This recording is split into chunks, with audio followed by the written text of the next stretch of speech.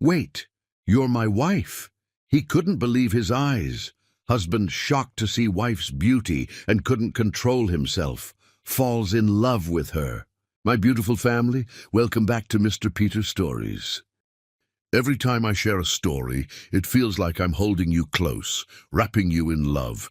You're not just my audience. You are my heart, my soul, my cherished family. Before we begin, let's take a moment for a special prayer. May love fill your heart, peace calm your mind, and joy follow you wherever you go. May every burden be lifted, every dream be blessed, and may this family always remain united in love and light. Now, my darlings, tell me, are you enjoying my stories? From 1 to 10, how would you rate them? Do you love passionate romance, deep drama, or something else entirely? I want to know. And to my new family members, drop your name and city in the comments. Let us welcome you with the warmth and love that makes this family so special. How was the last story? Did it touch your soul? Did it make your heart race? Tell me everything. Now, my loves, get cozy, because today's story will take you on a journey you'll never forget. Let's begin. The morning sun painted golden streaks across Manhattan's glass towers as Barnaby Bartholomew stood at the floor-to-ceiling windows of his penthouse office on the 87th floor of the Bartholomew Tower. His tall frame cast a long shadow across the imported Italian marble floors, his reflection a stark reminder of the power he wielded in this city of dreams and ambitions. At 52, he cut an imposing figure, his dark hair elegantly streaked with silver at the temples, his steel blue eyes carrying the weight of empire building, and his bespoke Tom Ford suit a subtle declaration of his status in New York's upper echelons. The weight of his Patek Philippe watch felt heavy on his wrist as he checked the time, 7:15 a.m. The city below was already pulsing with energy, yellow cabs dotting the streets like tiny insects from his vantage point.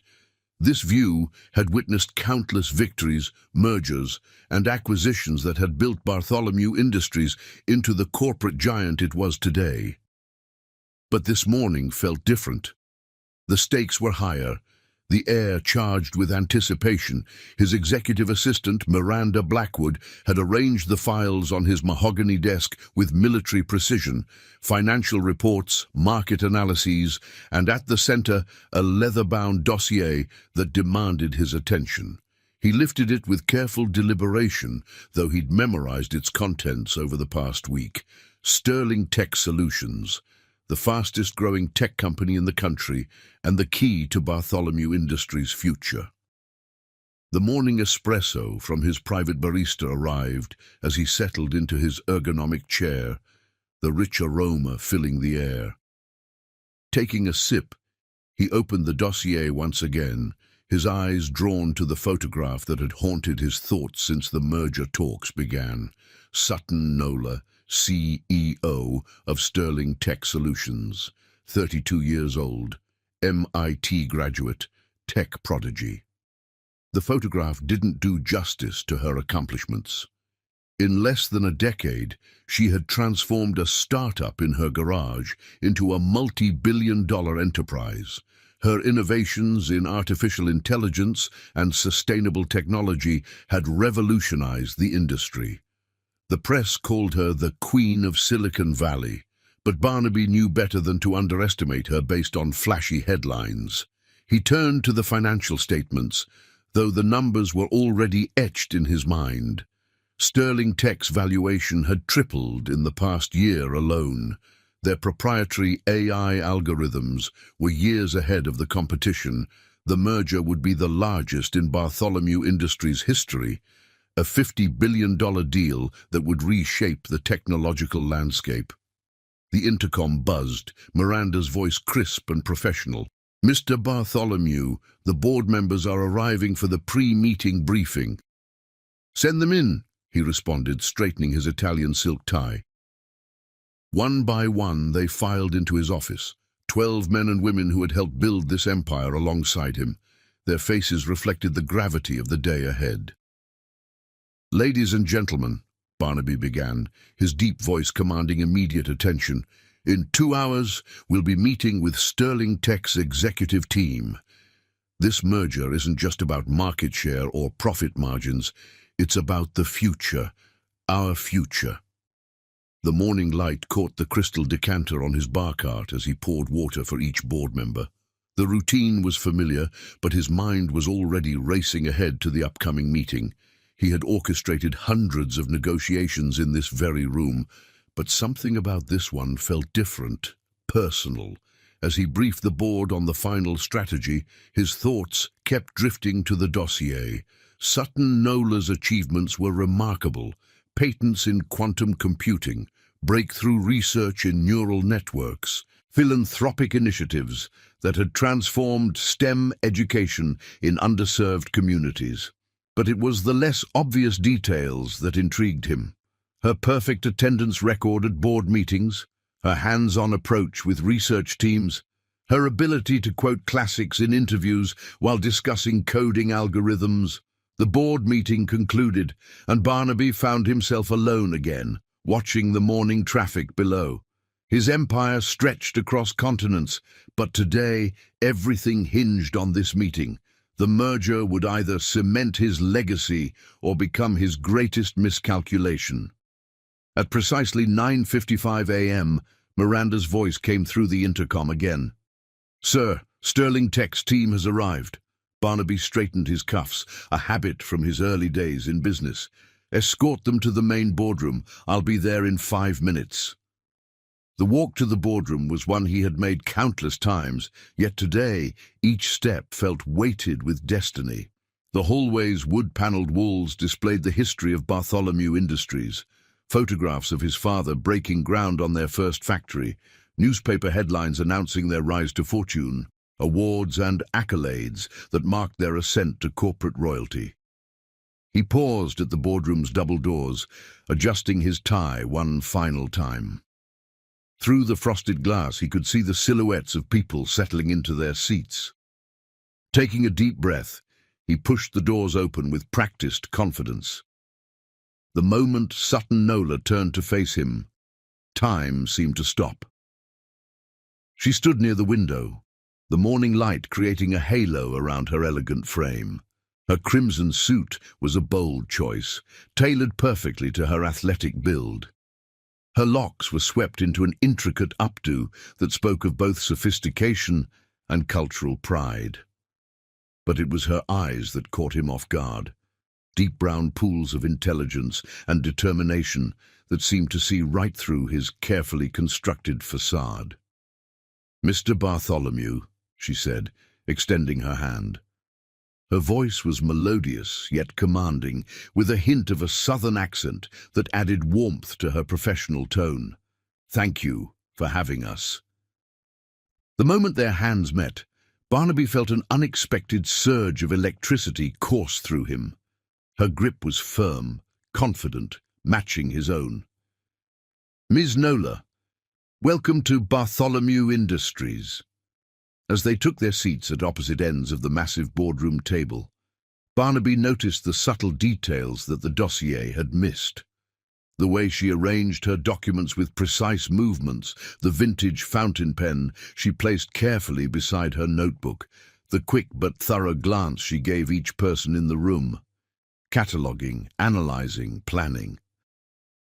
The next 3 hours were a masterclass in corporate negotiation. Sutton handled each point of discussion with remarkable insight, challenging his assumptions with data-driven arguments that both impressed and unsettled him.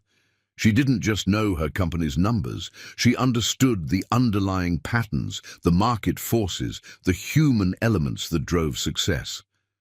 During a particularly heated discussion about AI implementation timelines, she leaned forward, her eyes locked with his. "Mr. Bartholomew, your projection assumes a linear development curve, but technology doesn't work that way, especially not in quantum computing. Let me show you why." She rose gracefully, moving to the digital display board. As she explained the exponential nature of technological advancement, her passion for the subject was infectious. Barnaby found himself drawn into her vision of the future. a future where their combined companies could revolutionize not just industries, but human potential itself. The morning stretched into afternoon, and as their teams broke for lunch, Barnaby noticed something unusual. The typical tension that accompanied such high-stakes negotiations had transformed into something else, an electric current of possibility that charged the air between them.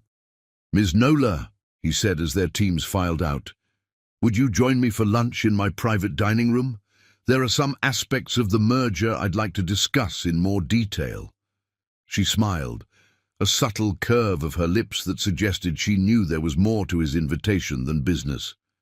"Of course, Mr. Bartholomew, though I hope you're prepared for a thorough discussion of quantum neural networks over your appetizer." As they walked together down the corridor, their steps naturally falling into sync, Barnaby felt the weight of his empire on his shoulders. But for the first time in years, that weight felt like an opportunity rather than a burden. In Sutton Nola, he had found not just a potential business partner, but an equal. Someone who could challenge him, inspire him, and perhaps even understand him. The merger documents lay forgotten in the boardroom as they entered his private dining space, the Manhattan skyline spreading out before them like a canvas of possibilities. Neither of them could have known in that moment how their lives would intertwine, how their professional alliance would evolve into something far more profound, or how this day would mark the beginning of a story that would capture the imagination of New York's elite society. As Barnaby pulled out her chair, their eyes met again, and in that brief moment, both felt the subtle shift in the universe, the first tremor of a seismic change that would reshape not just their companies, but their hearts. The merger that would dominate headlines was already in motion, but the real story, their story, was just beginning to unfold. The chapter ends with them seated across from each other, the city sprawling beneath them, unaware that their carefully planned merger would lead to an unexpected merger of souls. A union that would challenge society's expectations, heal past wounds, and prove that love knows no boundaries in the glittering world of power, ambition, and destiny. Chapter 2. Power Play. The weeks following their initial meeting transformed the 87th floor of Bartholomew Tower into an arena of intellectual sparring and unspoken attraction. Each morning, Sutton Nola's arrival sent a ripple of energy through the building's sophisticated security systems. Her biometric signature now as familiar to the AI-powered protocols as Barnaby's own. The click of her Louboutin heels against marble floors became a sound he unconsciously listened for, his body tensing with anticipation before she would appear. Today marked their 15th day of negotiations, and Barnaby found himself in his office earlier than usual, reviewing the latest counteroffer from Sterling Tech. The dawn painted Manhattan in shades of amber and rose, but his attention was fixed on Sutton's handwritten notes in the margins of the document, precise observations that challenged his assumptions and revealed the brilliance of her strategic mind. "The quarterly projections need revision," her elegant script declared beside page 37. "Your growth model doesn't account for quantum computing's impact on market dynamics." He smiled, remembering their heated debate from yesterday. Sutton had stood at the boardroom's digital display, her crimson blazer a stark contrast against the blue-white glow of financial projections, as she systematically dismantled his traditional approach to market analysis. Her passion for innovation was infectious, her intelligence formidable, and her presence increasingly distracting. Miranda's voice interrupted his thoughts through the intercom. "Mr. Bartholomew, Ms. Nola has arrived early. She's requesting a private meeting before the general session." Barnaby adjusted his titanium cufflinks, a gift from his late father upon taking over the company. "Send her in, Miranda." Sutton entered his office like a force of nature, the morning light catching the subtle gold threads woven through her deep blue dress. She carried her signature crocodile leather portfolio and a tablet displaying real-time market data. but it was the determined set of her jaw that caught his attention. She had come armed with more than just numbers. "Good morning, Mr. Bartholomew," she said, her voice carrying that hint of southern warmth that had begun to feature in his dreams. "I trust you've reviewed our latest proposals." "Indeed," he responded, gesturing to the chair across from his desk. "Your team's analysis is thorough. But you disagree with our valuation of the AI division," she stated, not asked, as she took her seat. The scent of her perfume, something exotic and elegant, drifted across his desk. "I disagree with your assumption that traditional market metrics don't apply to bleeding-edge technology," he countered, leaning forward. "Innovation is essential, Ms. Nola, but so is stability." Sutton's dark eyes flashed with challenge. "Stability?" She pulled up a holographic display from her tablet, filling the air between them with glowing data points. "Let me show you something, Mr. Bartholomew." She rose and circled his desk, her proximity sending his pulse racing despite his iron self-control. Standing beside his chair, she manipulated the holographic display with graceful gestures. "These are our AI learning curves over the past 18 months. Notice the pattern." Barnaby found himself distracted by the subtle scent of jasmine in her perfume, the way her shoulder barely brushed his as she leaned over to adjust the display. But the data quickly captured his full attention. The patterns were unlike anything he'd seen in 30 years of business. "Exponential growth in unexpected sectors," he murmured, standing to get a better view. They were now shoulder to shoulder, both bathed in the blue light of the hologram. "But the energy consumption is negligible," she finished his thought, turning to face him. Their proximity was suddenly electric. "We've developed quantum-based cooling systems that—" "That's impossible," he interrupted, though his voice held more admiration than doubt. "The power requirements alone would—" "Nothing is impossible, Mr. Bartholomew," she said softly, her eyes meeting his with an intensity that made the air between them feel charged. "Isn't that why you built all this? Because you saw possibilities where others saw obstacles?" The moment stretched between them, heavy with unspoken recognition. Here was someone who understood not just the numbers and strategies, but the vision, the driving force that turned dreams into empires. For a brief moment, Barnaby forgot about mergers and market shares, lost in the depth of her gaze. The spell was broken by Miranda's voice on the intercom. "Sir, the board members are arriving for the 9 o'clock session." Sutton stepped back, professional composure sliding back into place like armor. "We should continue this discussion during the general session.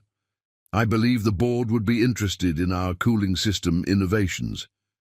Throughout the day's negotiations, their earlier moment of connection hummed like an undercurrent beneath the professional discourse. Board members exchanged glances as Barnaby and Sutton engaged in verbal chess matches over valuation methods and integration timelines. Their responses to each other grew increasingly layered with subtle meanings and unspoken challenges. "Your proposal for the tech division restructuring is ambitious," Barnaby noted during the afternoon session, his voice carrying a hint of admiration beneath the criticism. "Ambition built your empire, didn't it, Mr. Bartholomew?" Sutton countered, her smile both challenging and knowing. "Or did you reach the top by playing it safe?" The board members shifted uncomfortably at her boldness, but Barnaby found himself fighting back a smile. Her fearlessness was refreshing in a world of careful corporate maneuvering. She wasn't just matching him move for move, she was forcing him to elevate his game.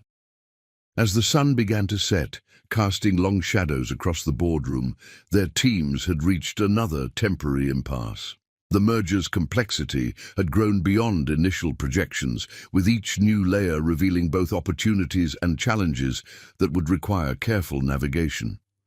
"We'll need to extend the negotiation timeline," Barnaby announced, his eyes finding Sutton's across the table. "Perhaps another 3 weeks to properly address all aspects of the integration." 3 weeks, she replied, arching an elegant eyebrow. "Your caution is showing, Mr. Bartholomew, but I agree, this merger deserves our full attention to detail." As their teams packed up for the day, Sutton lingered behind, organizing her notes with methodical precision. Barnaby found himself doing the same, stealing glances at her in the warm light of sunset. The day's intellectual sparring had left him energized rather than drained, a sensation he hadn't experienced in years. "You're different than I expected," he said finally, breaking the comfortable silence that had settled between them. She looked up, her eyes catching the golden light. "Different good or different bad?" "Different, intriguing," he admitted, surprising himself with his honesty. "Most people in this room either fear me or try to flatter me. You do neither." "Fear and flattery are poor foundations for success," she replied, closing her portfolio with deliberate care. "I prefer honest challenge and mutual respect." "Even when that challenge comes with significant risk?" he asked, moving closer to her side of the table. Sutton stood, smoothing her dress with graceful hands. "The greatest rewards often do, Mr. Bartholomew. Isn't that what makes the game worth playing?"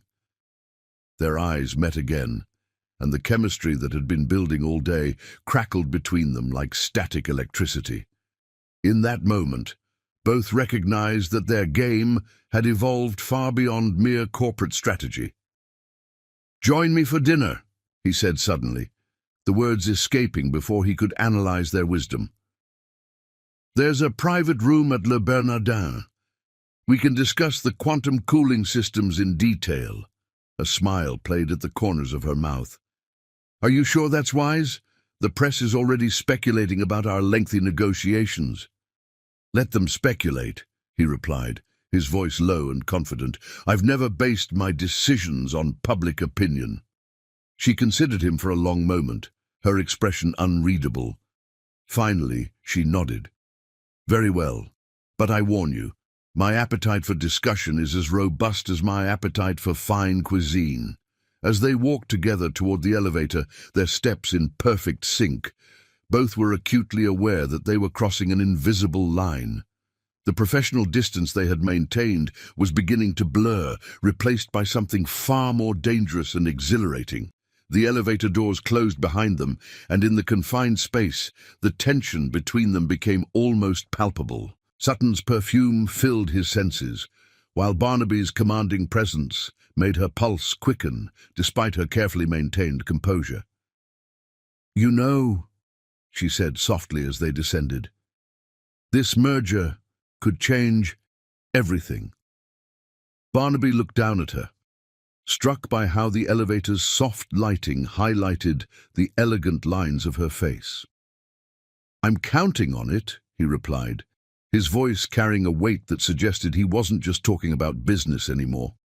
As they emerged into the lobby, the evening light streaming through the vast windows, neither could deny that their power play had evolved into something far more complex and compelling than either had anticipated. The merger negotiations had become a dance, each step bringing them closer to a partnership that would transcend business and challenge everything they thought they knew about power, success, and the capacity of the heart to rewrite the rules of engagement.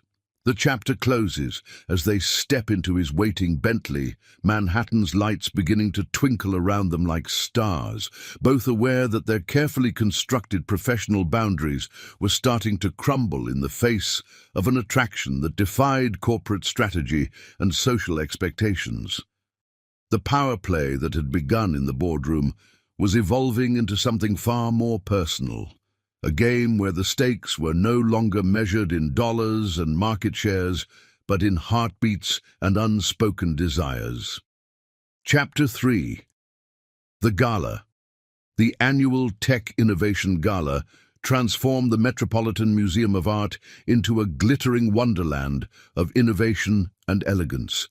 Crystal chandeliers cast prismatic light across marble floors, while holographic displays showcased the year's breakthrough technologies along the grand staircase. Barnaby Bartholomew adjusted his custom Tom Ford tuxedo as he ascended the steps, each movement measured and deliberate, though his mind was elsewhere, wondering if she had arrived yet. The past 3 weeks of negotiations had left him more intrigued by Sutton Nola than he cared to admit.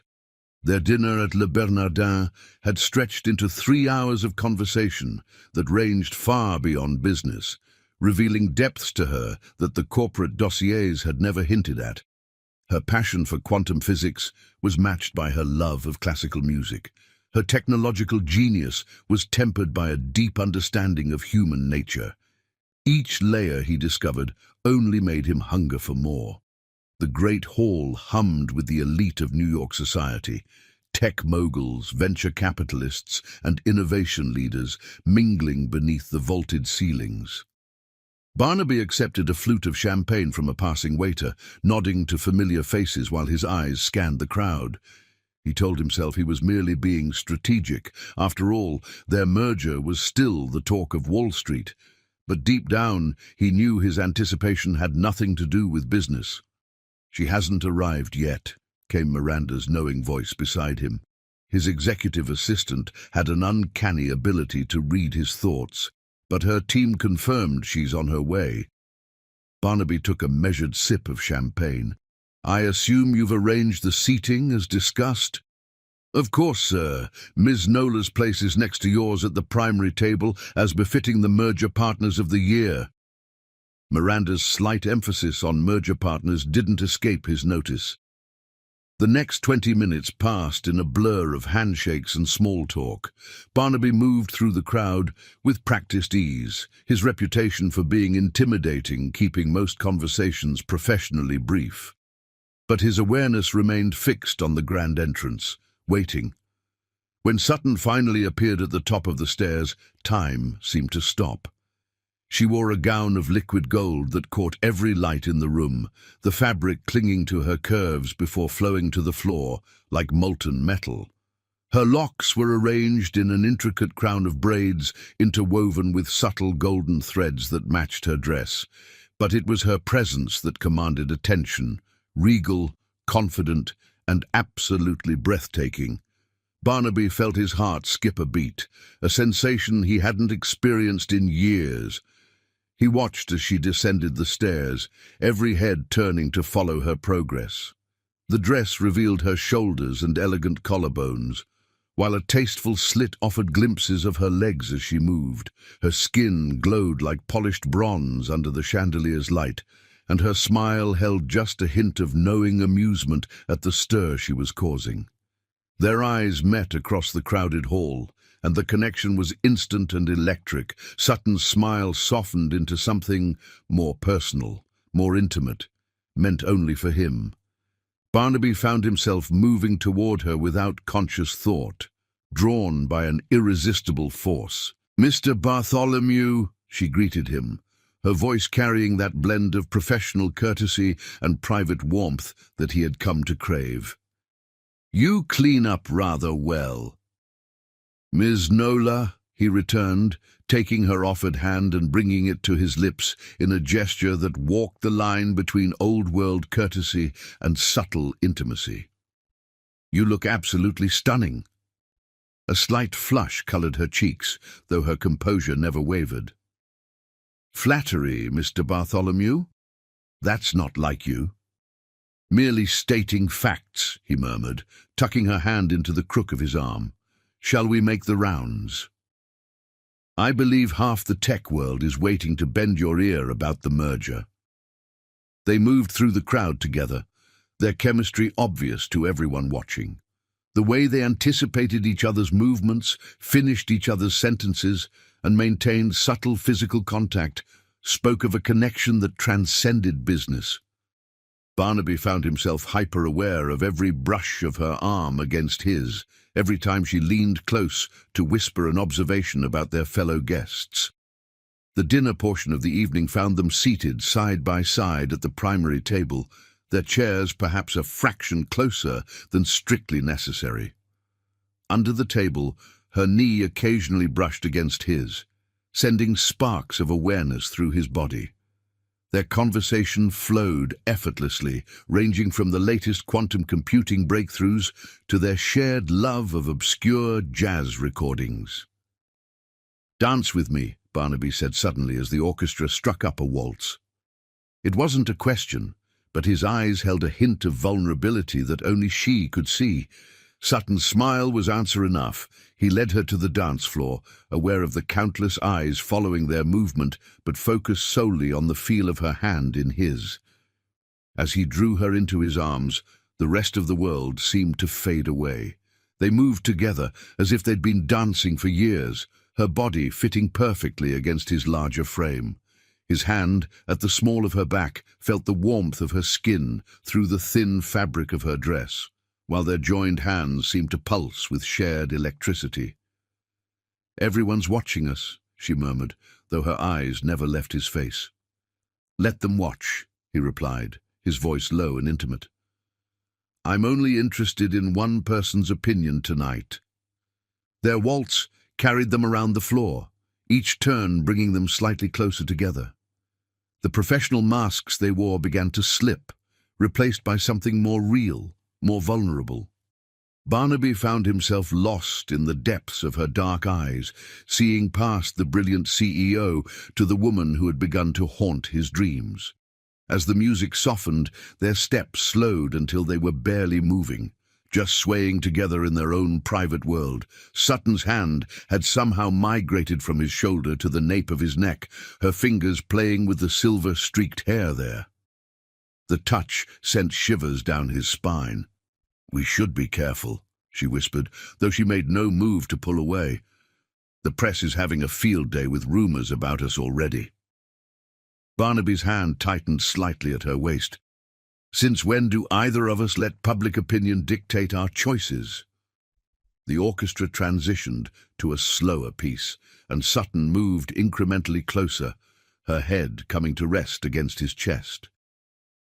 Barnaby closed his eyes, breathing in the jasmine scent of her perfume, knowing they had crossed a line, but unable to bring himself to care. They danced through 3 more songs, their bodies drawing closer with each passing moment. The heat between them built slowly, but inexorably, like a supernova in slow motion. When Barnaby's lips brushed against her temple, Sutton's sharp intake of breath was audible only to him. "Perhaps some air," he suggested, his voice rougher than usual. She nodded, allowing him to guide her toward the museum's private balcony. The New York night spread out before them, a tapestry of lights and possibilities. Sutton moved to the railing, the city lights playing across her golden dress. Barnaby stood behind her, close enough that she could feel the heat of his body, but not quite touching. "This complicates things," she said softly, though she leaned back slightly, bridging the gap between them. Barnaby's hands came to rest on the railing on either side of her, effectively caging her with his body. "Life is complicated," he murmured, his lips close to her ear. "The question is whether it's worth it." Sutton turned in the circle of his arms, looking up at him with eyes that held both desire and uncertainty.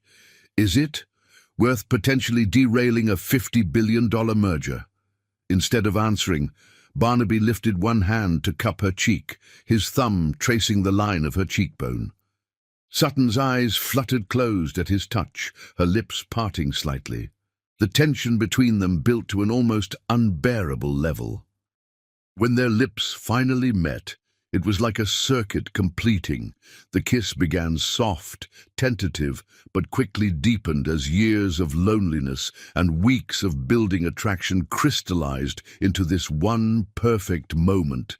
Sutton's hands fisted in his lapels, pulling him closer, while Barnaby's arms wrapped around her waist, lifting her slightly off her feet. The kiss seemed to last forever and end too soon. When they finally parted, both slightly breathless, the world had shifted on its axis. They stood together in the moonlight, foreheads touching, neither willing to completely break the connection. "We should get back," Sutton whispered eventually, though she made no move to leave his embrace. Barnaby brushed a strand of hair from her face, his touch lingering. 5 more minutes, he negotiated, making her laugh softly. When they finally returned to the gala, their subtle dishevelment and the heightened color in their cheeks told their own story. The rest of the evening passed in a blur of stolen glances and electric touches, their professional facades barely containing the passion that had been unleashed between them. As the event drew to a close, Barnaby helped Sutton into his private elevator, their bodies gravitating together in the enclosed space. "Let me take you home," he said softly, his hand caressing her bare shoulder. Sutton looked up at him, her eyes dark with desire, but also clear with purpose. "Not tonight," she said, though the regret in her voice was obvious. "We need to think this through, figure out what it means for everything we're building." Barnaby nodded, understanding but not happy about it. He placed a gentle kiss on her forehead, then another, lighter one on her lips. "For the record," he murmured, "I think it's worth it." The chapter ends as they part ways in the quiet hours of the morning, both knowing that their lives had irrevocably changed. The merger that had brought them together now seemed secondary to the merger of hearts that had begun on this magical night. As Barnaby watched her car disappear into the pre-dawn darkness, he knew with absolute certainty that no business deal, no matter how massive, could compare to the riches he had discovered in Sutton Nola's kiss. Chapter 4. Hidden Truths. The morning after the gala dawned with golden light streaming through the windows of Bartholomew Tower. Barnaby found himself drawn to the archives, a climate-controlled sanctuary 40 floors below his office. The vast room housed not just corporate history, but personal memories, photographs, letters, and most precious of all, Victoria's journals. His fingers trembled slightly as he traced the spines of leather-bound volumes until he found what he sought. Her final year's journal. The leather was butter-soft from constant handling, the pages filled with her elegant script. Though he had read it countless times during his grieving, today he was searching for something specific, any mention of Sterling Tech's origins. Settling into a leather armchair beneath a window, he opened the journal. The kiss he had shared with Sutton at the gala still lingered on his lips, filling him with equal parts exhilaration and guilt. For the first time since Victoria's passing, he had felt truly alive again, but that very feeling made him question everything. As morning light painted patterns across the floor, memories flooded back.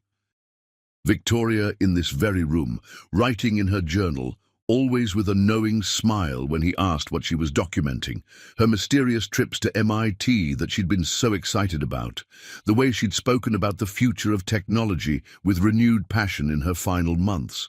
Then he found it, the first mention of Sutton, dated 6 months before Victoria's diagnosis. Met an extraordinary young woman at MIT today. Sutton Nola. Brilliant doesn't begin to describe her. Her quantum computing theories could revolutionize everything we know about processing power. More than that, there's a fire in her that reminds me of someone. Perhaps Barnaby in his younger days, before the weight of empire settled on his shoulders. More entries followed, painting a picture he had never known existed. Second meeting with Sutton today. Her mind works in fascinating patterns, seeing connections others miss entirely. She showed me her initial designs for quantum cooling systems. The applications are staggering. Must find a way to support this work without Bartholomew Industries overshadowing her growth. Approved first grant for Sutton's research through my personal foundation. She tried to decline, proud and independent, just like someone else I know. Had to convince her that accepting help doesn't mean surrendering control. If only Barnaby could learn the same lesson. They're so alike in some ways, brilliant, driven, but carrying wounds from past disappointments. The revelations kept coming. Victoria had been more than just Sutton's mentor. She had been the architect of Sterling Tech's foundation, believing in Sutton's vision when others dismissed it as too ambitious. She had guided Sutton through the early stages of building her company, all while keeping it separate from Bartholomew Industries, to ensure Sutton could grow independently. A memory surfaced, Victoria excited about a new investment opportunity, insisting on using her personal funds rather than corporate resources. He had been too busy with acquisitions to pay much attention. Now he realized she had been investing in Sutton's future, in their future, though neither of them had known it. His hands shook as he reached the entries from her final months, the handwriting growing shakier, but the mind behind it still sharp and clear. Sutton visited today. She doesn't know about the cancer. I made her promise to keep building, to never let fear of failure hold her back. She has what it takes to change the world. But more than that, she has what it takes to challenge Barnaby, to wake him from the comfortable numbness he's built around himself. They could be extraordinary together. The last entry, dated 3 days before her death, was incomplete. Must tell Barnaby about Sutton. They could achieve so much together. Two brilliant minds, two passionate souls. If only. The journal slipped from his fingers, landing softly on the carpet. All this time he had thought meeting Sutton was chance, a simple merger opportunity, but Victoria had seen it years ago, had planted the seeds for their paths to cross. His phone buzzed, Sutton's name lighting up the screen. Her message was professional, discussing merger details, but ended with a personal touch. Last night still feels like a dream. Before he could reply, Miranda appeared in the doorway. "Sir, there's something you need to see." In his office, Miranda pulled up a series of documents on the holographic display. "I was reviewing Sterling Tech's early funding sources for the merger documentation. I found this." The display showed a complex web of investment channels, all leading back to a single source, the Victoria Bartholomew Foundation for Innovation. But it was more than just early-stage funding. Victoria had structured a series of patents and intellectual property rights that were fundamental to Sterling Tech's success. His mind raced back to various moments, Victoria's insistence on maintaining her own foundation separate from corporate philanthropy, her frequent trips to MIT that she said were about nurturing future innovation, the way she had smiled knowingly whenever Sterling Tech was mentioned in the news. A second revelation hit him, Sutton's quantum cooling system, the technology that had first drawn his attention to Sterling Tech, had been developed using research grants from Victoria's personal foundation. She had believed in it when every other investor said it was impossible. His intercom buzzed. "Mr. Bartholomew, Ms. Nola is here for your 2 o'clock meeting." Looking up, he saw Sutton entering his office, stunning in a deep purple suit that reminded him of their dance the night before. But now, seeing her through the lens of Victoria's words, he noticed new details, the way she carried herself with the same quiet confidence Victoria had possessed, the intellectual fire in her eyes that Victoria had recognized and nurtured. "Barnaby," she said softly, using his first name for the first time, outside of their intimate moment on the balcony. "About last night." He rose from his chair, moving around the desk to stand before her. The attraction between them was still electric, but now layered with the weight of hidden connections. "Sutton, there's something you need to know." Instead of speaking further, he led her to the leather couch by the window and handed her Victoria's journal, open to the first entry about her. He watched as she read, emotions playing across her face, recognition, remembrance, grief, and something deeper. "I never knew," she whispered, fingers tracing Victoria's handwriting. "She never told me about any of this. The foundation funding, yes, but this..." She looked up at him, eyes shining with unshed tears. "She wrote about you too, you know.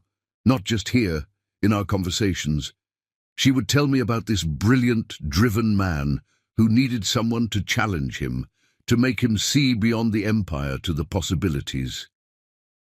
A memory struck her, and she reached for her briefcase, pulling out a small notebook. She gave me this before the end. I've never shown anyone. Inside were Victoria's notes from their MIT meetings, but more than that, her observations, her hopes, her plans for both their futures. Watch Sutton present her quantum theories today. The passion in her voice, the way she refuses to accept conventional limitations. She reminds me so much of Barnaby when we first met. They both burn with the same fire, the same drive to change the world. Separately, they're extraordinary. Together. Barnaby sat beside her, close enough to feel the warmth of her body, but not touching. "Is that why?" she asked, her voice catching.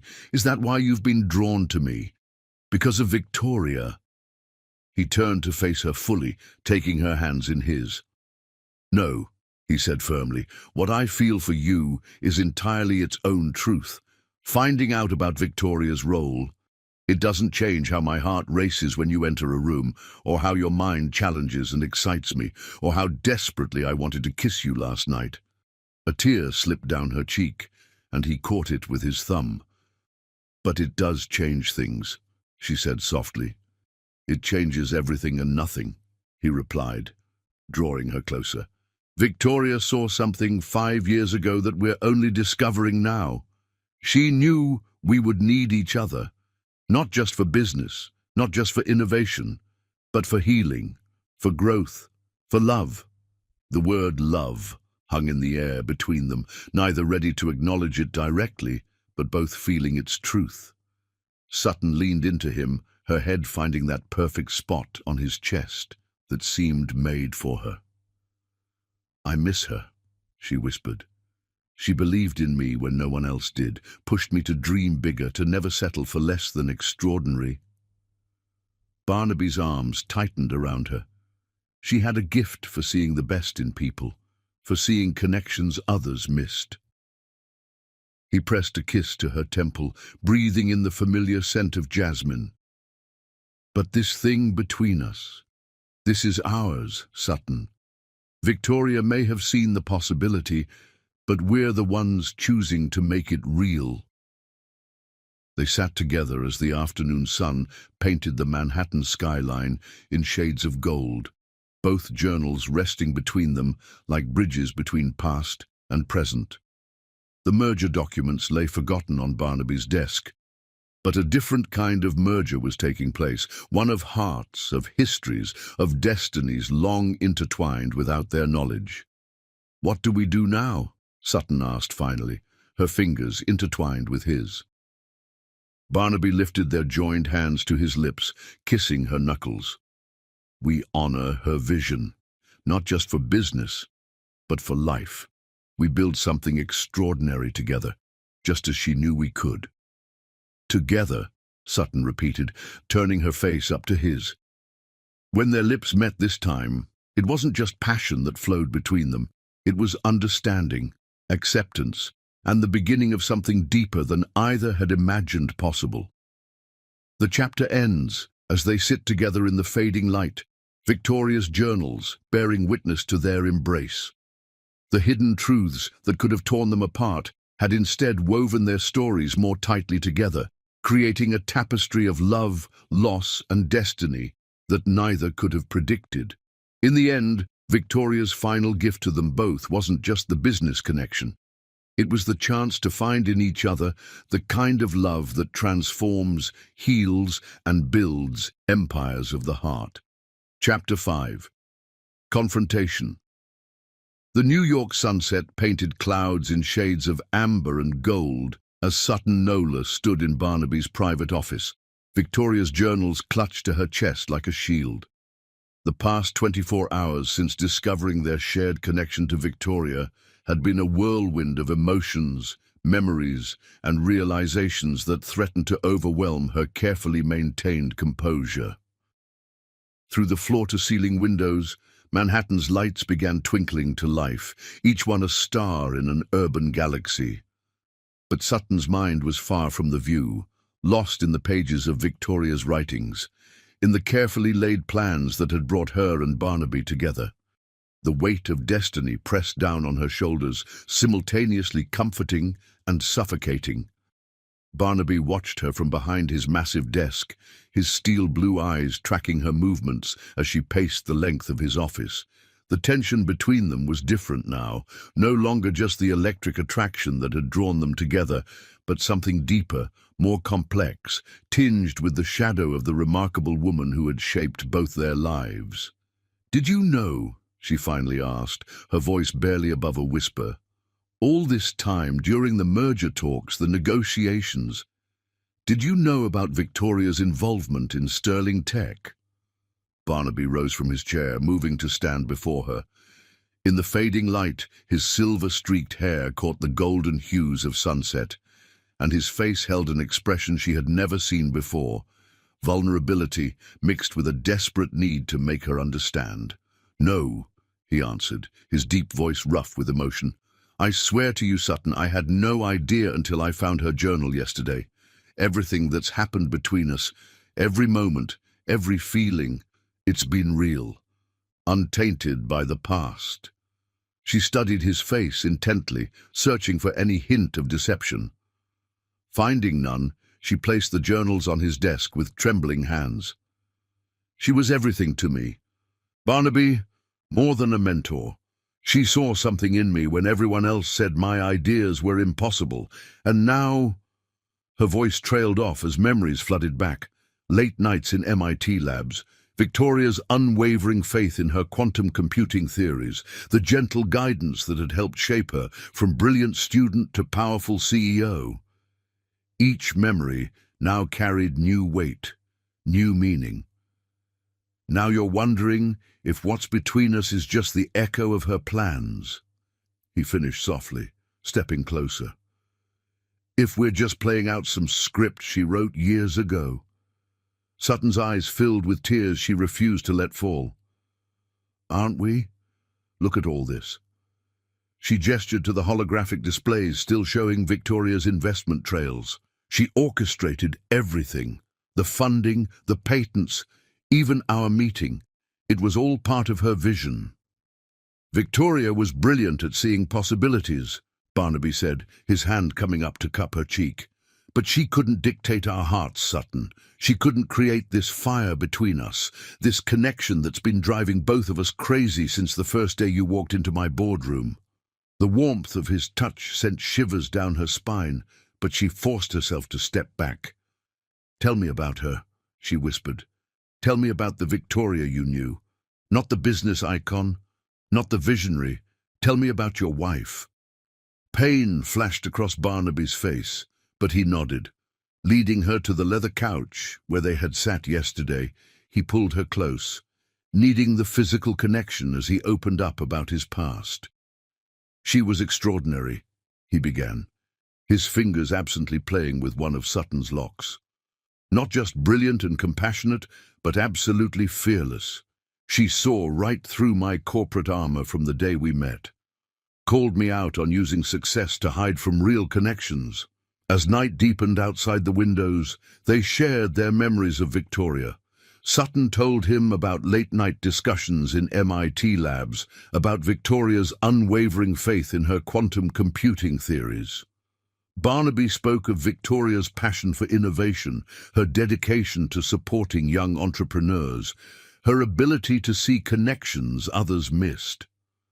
"She used to tell me," Sutton said, her head resting on Barnaby's chest, "that the greatest breakthroughs happen when brilliant minds collide, but she never mentioned you by name, just spoke about someone who needed to remember how to dream big again." A memory struck her, making her sit up suddenly. "Wait." She reached for her briefcase, pulling out a small, worn notebook. "She gave me this the last time I saw her.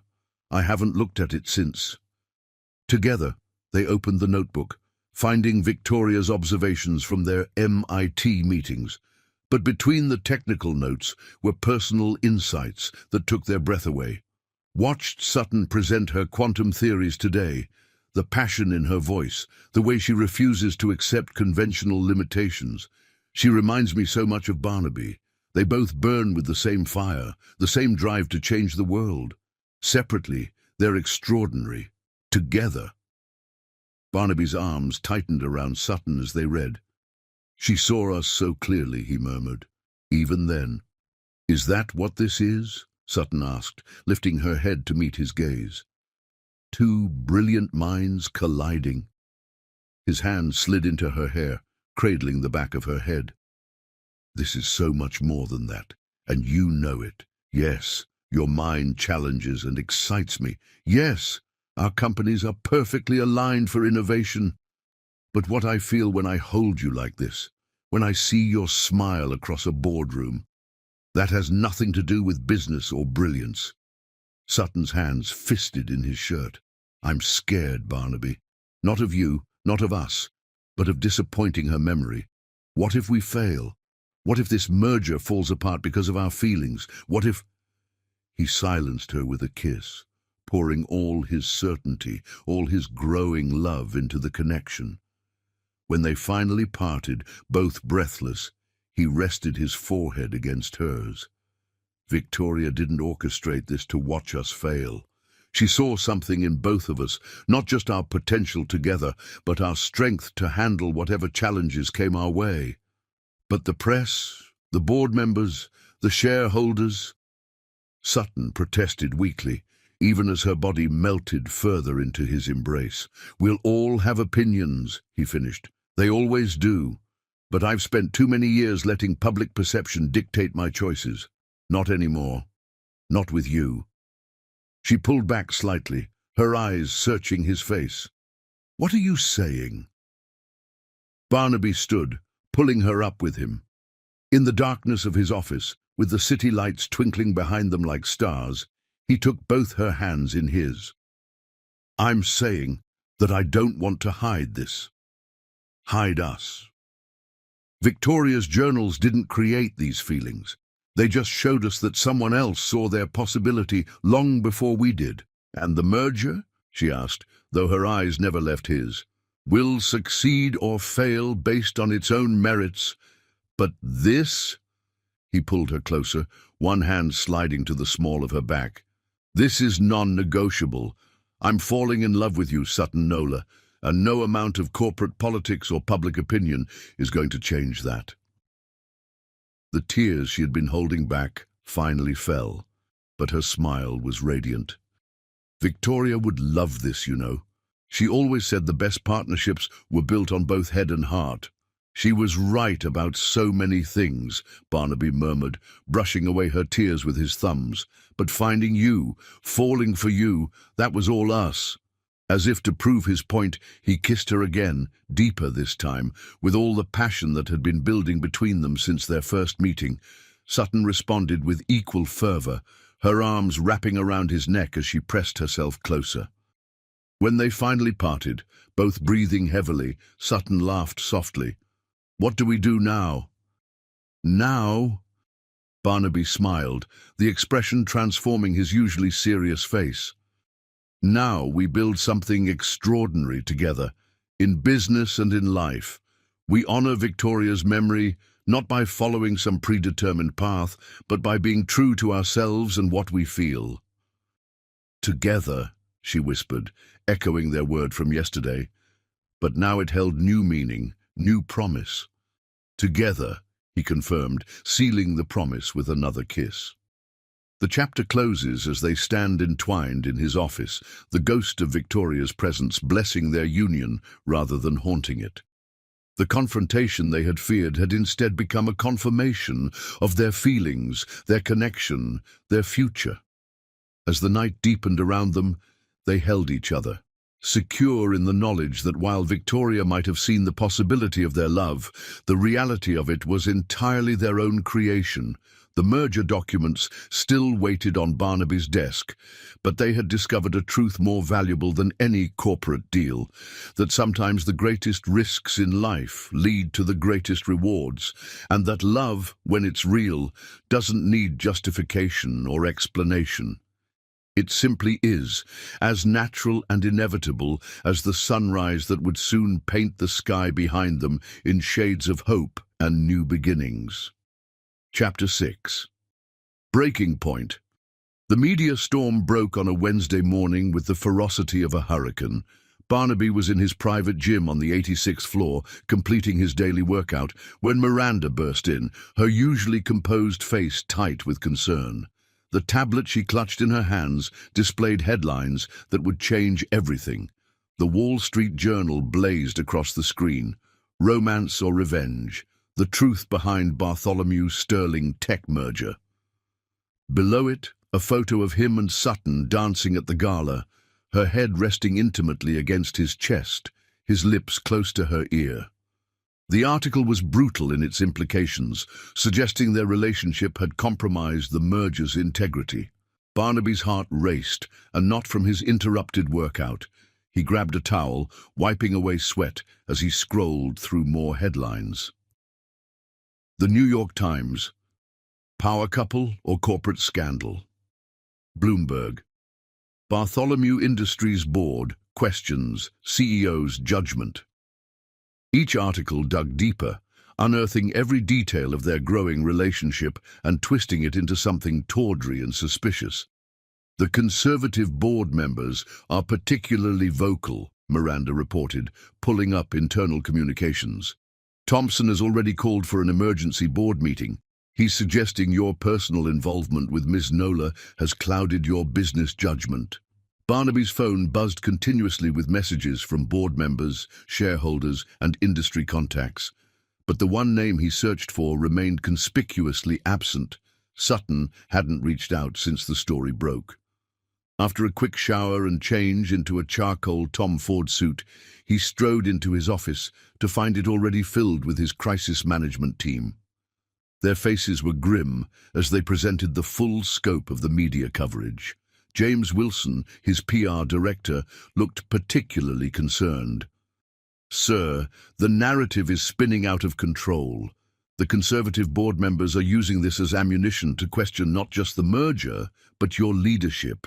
Rodriguez is rallying support for a vote of no confidence." Miranda appeared at his elbow with his private phone. "Sir, Ms. Nola's assistant just called. Sterling Tech's board has called an emergency session as well." Barnaby's jaw tightened. He needed to reach Sutton to make sure they presented a united front against this storm. But before he could act, the headlines shifted again, turning even more vicious. Breaking news. Sterling Tech board member reveals inside information. The story quoted an anonymous board member claiming that Sutton had strategically seduced Barnaby to push through favorable merger terms. The insinuation made his blood boil. He tried calling Sutton directly, but her phone went straight to voicemail. Her assistant would only say she was in meetings with her board. The distance between them, so recently bridged by love and understanding, suddenly felt vast again. The day descended into chaos. Both companies' stocks took significant hits as investors reacted to the scandal. Conservative shareholders began demanding detailed explanations of every merger decision. Social media exploded with speculation about their relationship, with some painting Sutton as a calculating seductress and others portraying Barnaby as a predatory corporate raider. By evening, Barnaby had endured 4 hours of hostile questioning from his board. He defended their relationship fiercely, emphasizing that their personal connection had developed after the merger negotiations began. But he could see the doubt in their eyes, the whispered conversations that stopped when he approached. "The timing is too convenient," Thompson argued during the board meeting. "Sterling Tech was struggling with funding issues 6 months ago. Now suddenly there's a romance with one of the richest men in New York, and they get a premium valuation in the merger. That valuation is based on their quantum computing breakthroughs," Barnaby countered, his voice stern. Technology that was developed long before I met Sutton Nola, but the seeds of doubt had been planted.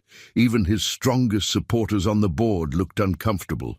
The merger they had all celebrated weeks ago was now being painted as a love-struck CEO's folly. Finally escaping to his office as night fell over Manhattan, he stood at his window, Victoria's journal clutched in his hand.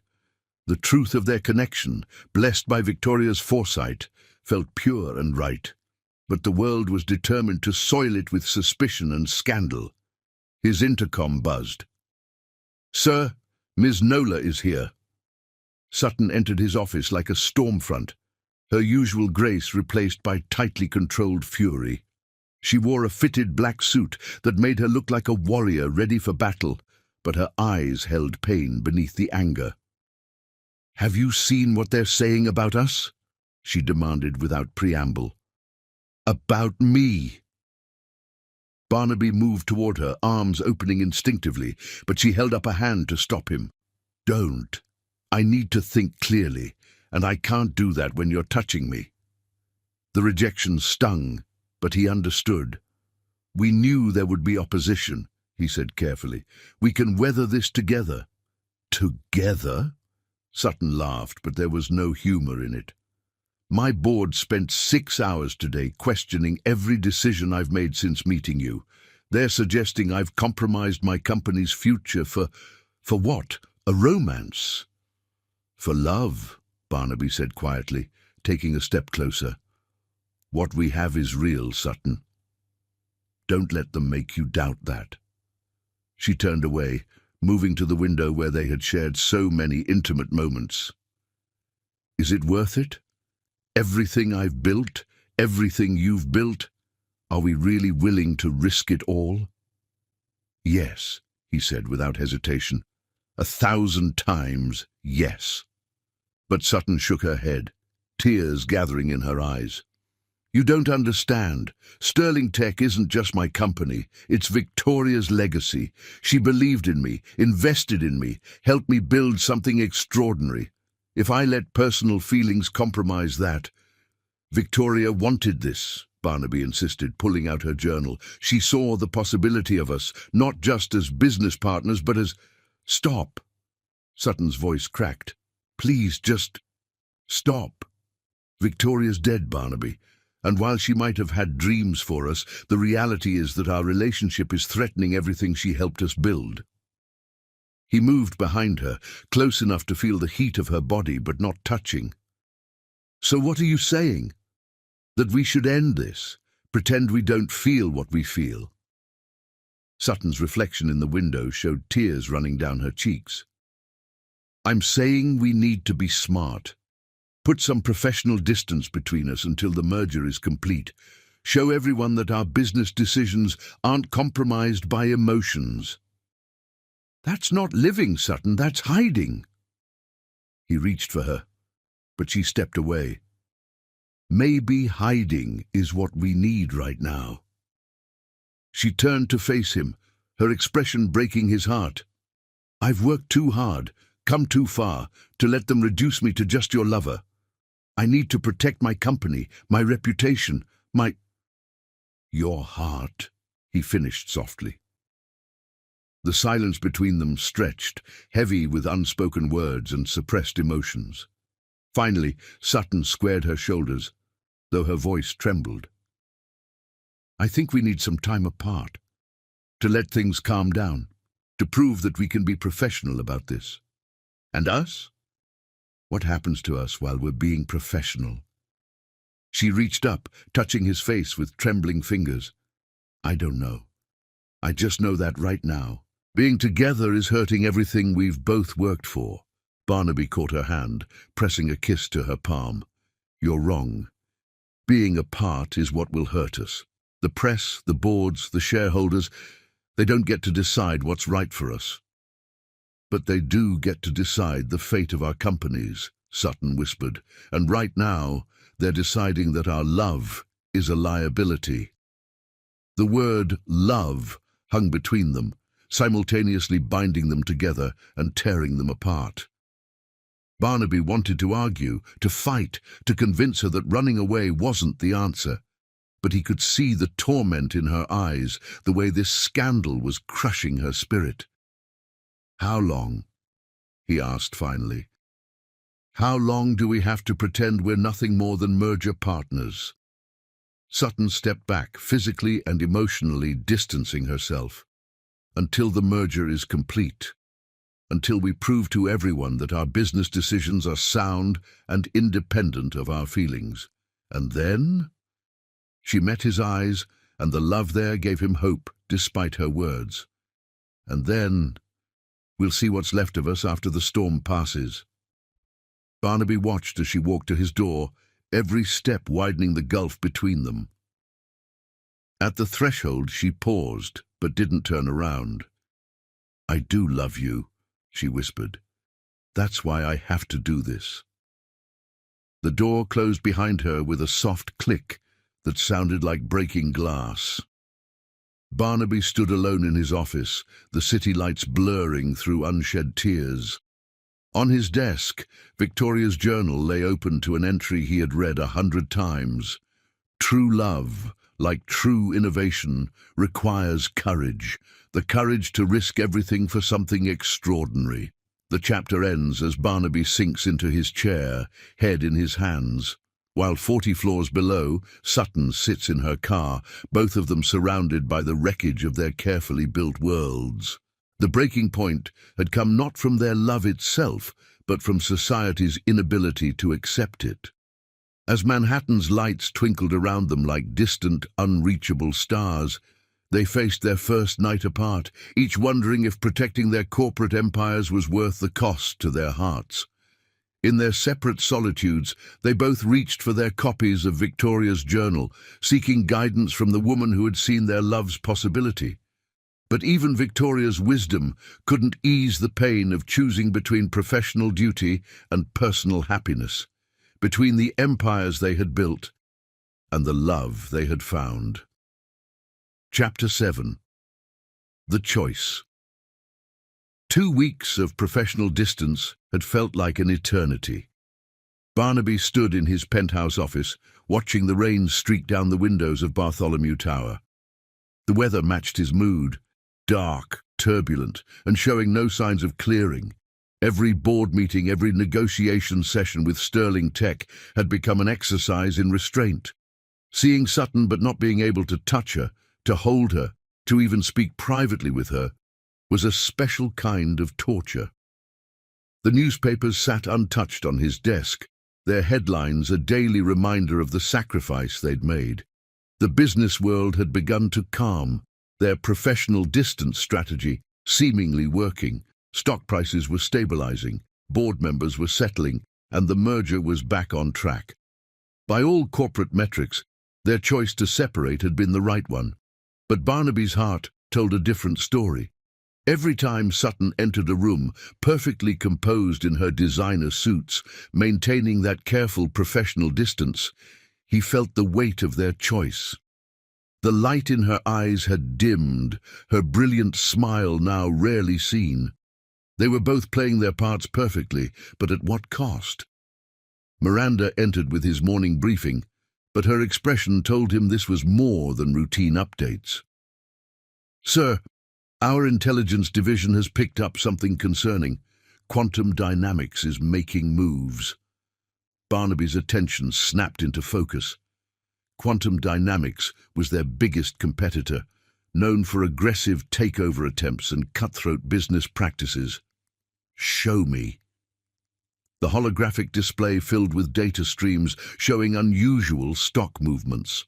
Quantum Dynamics had been quietly accumulating Sterling Tech shares through various shell companies. The pattern was clear. They were positioning for a hostile takeover. "They're exploiting the scandal," Miranda explained, pulling up more data. "Sterling Tech's stock has dropped 15% since the media storm began. They're vulnerable." Barnaby's hands clenched on his desk. The vultures were circling, ready to tear apart everything Sutton had built, everything Victoria had believed in. His mind raced through options, scenarios, possibilities. How much time do we have? At their current acquisition rate, less than 72 hours before they have enough leverage to make their move public. The choice crystallized in his mind with perfect clarity. He could maintain the professional distance Sutton had requested, protecting their public image but leaving Sterling Tech vulnerable. Or he could act to protect her company, risking further scandal but potentially saving everything she had worked for. Get me everything we have on quantum dynamics shell companies and contact our private banking partners. I need to move quickly and quietly. Miranda's eyes widened slightly. Sir, if you intervene personally, the media will have a field day, yes. But I'm not going to stand by and watch them destroy her company. The her in his sentence carried the weight of both Sutton and Victoria's legacies. The next 48 hours became a chess game played in shadows. Barnaby worked through 2 nights, orchestrating a complex series of stock purchases through various holding companies. Each move had to be carefully calculated to avoid triggering regulatory alerts or tipping off quantum dynamics. He was reviewing the latest transaction reports when his secure line rang. The caller ID showed a number he hadn't seen in years. Catherine Chen, Victoria's former attorney and confidant. Barnaby, her voice was warm but concerned. I've been watching the situation with Sterling Tech. Victoria left something for moments like this. His heart skipped a beat. What do you mean? There's a safety net she built into Sterling Tech's structure, a series of preferred shares held in trust, convertible under specific conditions. She never told Sutton about them, wanted her to succeed on her own merits. But she left instructions for me to reveal their existence if Sterling Tech ever faced a hostile takeover. Barnaby's mind raced with the implications.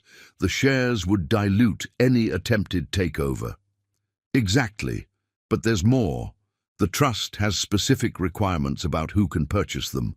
The buyer must be approved by both the trust administrators and Sterling Tech's CEO. A ghost of a smile touched Barnaby's lips. Even from beyond the grave, Victoria was looking out for them both. Send me everything, now. As rain continued to pour outside, Barnaby immersed himself in Victoria's legal documents. She had created an elaborate protection mechanism, ensuring Sterling Tech could never be taken over against Sutton's wishes. But accessing it would require him to reveal Victoria's final gift and risk Sutton misunderstanding his intentions. Dawn was breaking when Miranda rushed into his office. Sir, Quantum Dynamics is making their move. They've called for an emergency meeting of Sterling Tech's board. Barnaby stood, decision made. Get my helicopter ready and find Sutton immediately. The storm had intensified, making the helicopter flight to Sterling Tech's headquarters dangerous.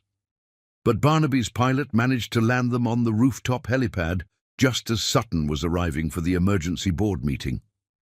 She looked beautiful, even in her obvious distress, wearing a deep blue suit that made her skin glow like burnished bronze.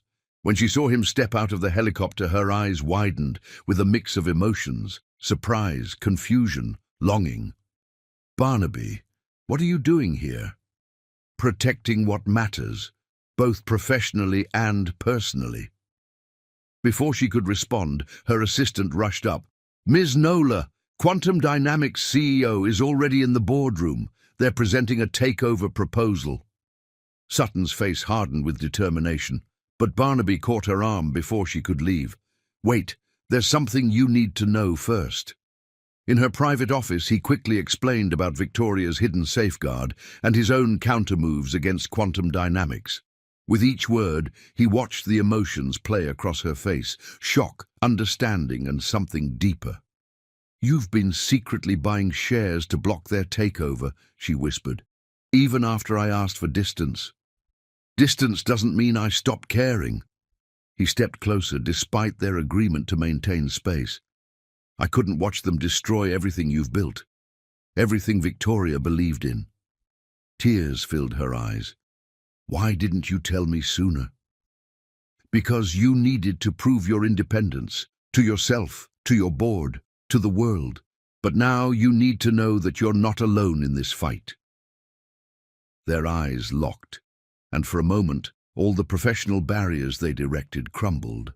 Sutton swayed toward him slightly, as if drawn by an irresistible force. "The board is waiting." Her assistant's voice broke the moment. Sutton straightened, warrior queen once more. "Let's end this." The boardroom was tense when they entered.